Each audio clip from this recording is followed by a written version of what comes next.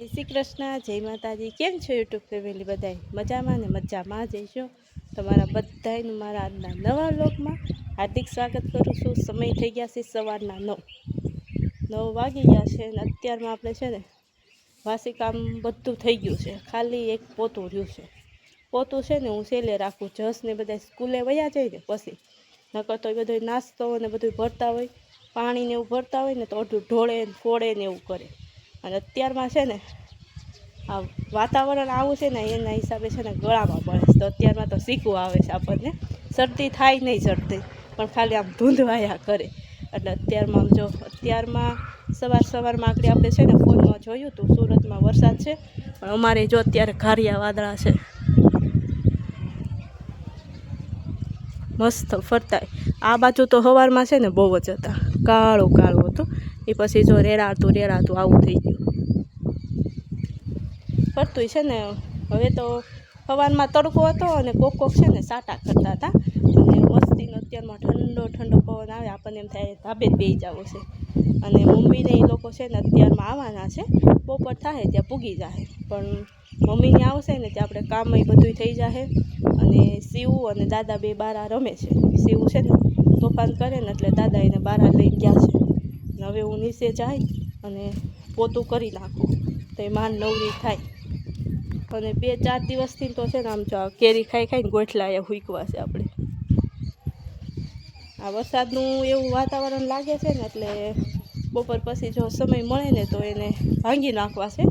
અને એકાદું ટ્રાય કરશું, જો સુકાઈ જાય છે તો બધા ભાંગી નાખાય.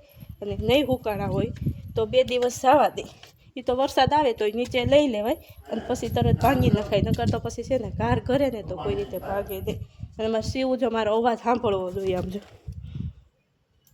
ક્યાં જવું છે શિવ? લીવર હાલો, હું તો જાઉં છું. હો નહીં હું તો જાઉં છું. તારે આવવાનું છે તો હાલો. તને કોણે કીધું હું ધાબા ઉપર ગઈ હતી એમ?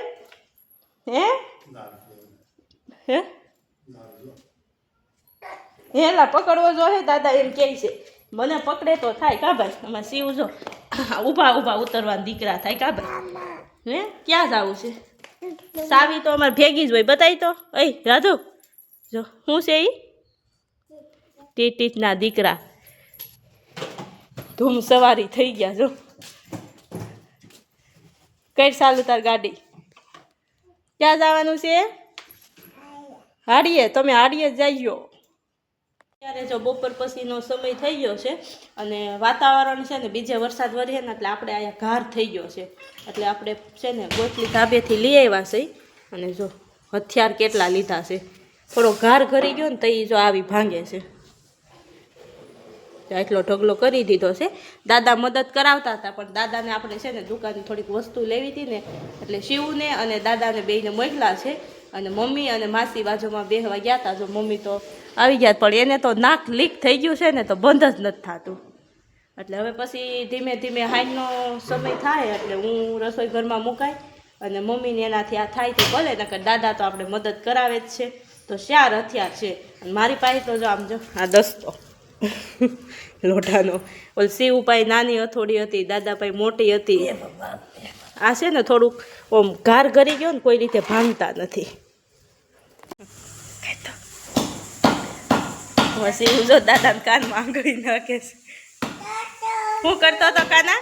શિવ હું કરતો દાદાને કાનમાં? જો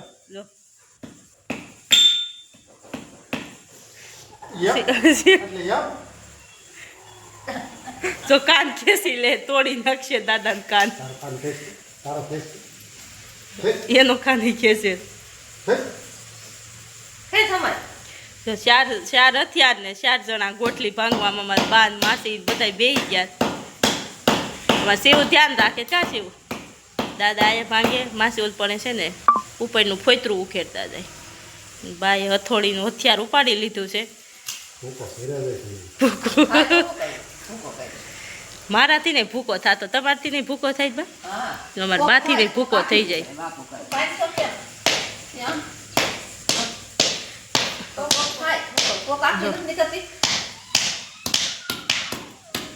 બે હથોડી લીધી તઈ માણ ભાંગે.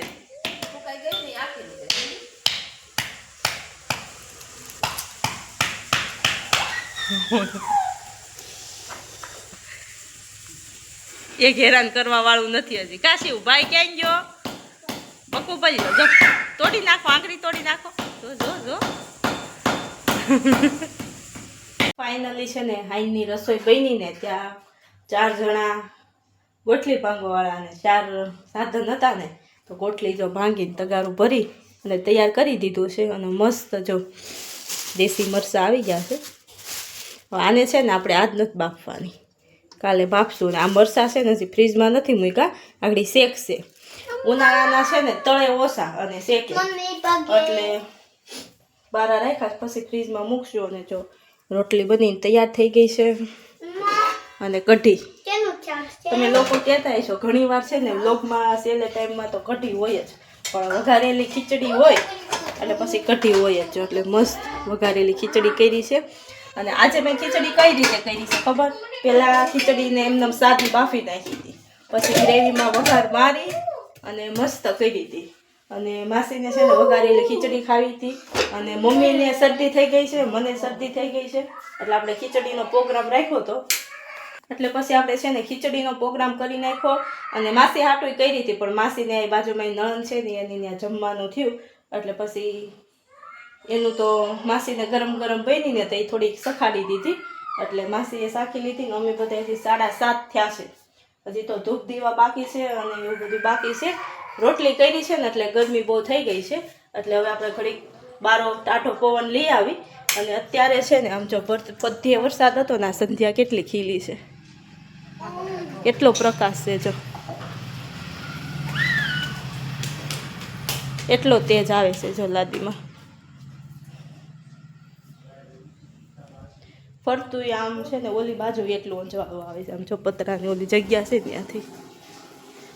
ત્યાંથી ને એટલું અંજવાળું આવે છે. ને હવે મમ્મીની લોકો જો બારા ઓટે બેઠા છે. શિવ જો ગાડી સવારી છે. એટલે હવે આપણે ઘડીક છે ને ઠંડો પવન લેવા જઈએ અને થોડુંક એડિટિંગનું કામ છે કરી નાખી. હવે આપણે આગલી મુલાકાત છે ને આવતીકાલે થશે. ત્યાં લગન મારા વિડીયોને લાઈક, શેર અને સબસ્ક્રાઈબ કરી દેજો. જય શ્રી કૃષ્ણ. આવજો.